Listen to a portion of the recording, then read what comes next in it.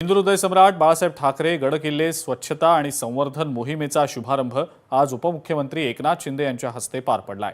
मानाचा मुजरा हटवूया कचरा हे ब्रीदवाक्य घेऊन या मोहिमेचं आयोजन करण्यात आलेलं आहे।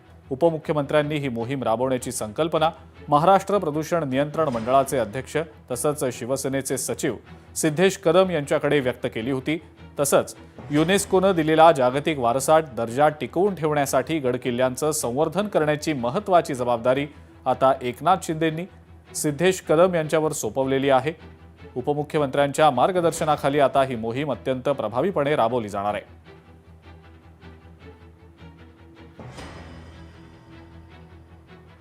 पिण्याचं पाणी आरओ फिल्टर देतोय, तिथे स्वच्छता मोहीम करतोय। तिकडचे जे शिवभक्त जे ही मोहीम राबवतात त्यांना देखील एमपीसीबीच्या माध्यमातून एनजीओला 1 लाख रुपये मानधन देतात। 1 लाख रुपये मानधन अशा प्रकारची योजना म्हणजे आपले जे गडकोट किल्ले आहेत ते स्वच्छही राहतील आणि तिथे येणारे जे काही शिवभक्त आहेत त्यांना तिथे सुविधा मिळेल आणि पिण्याच्या पाण्याची व शुद्ध पाण्याची व्यवस्था या ठिकाणी आपल्याला करता येईल आणि प्लास्टिक मुक्त गडकोट किल्ले असं हे अभियान चांगलं आहे। पुढच्या आठवड्यापासून ही मोहीम सुरू होऊन जाईल।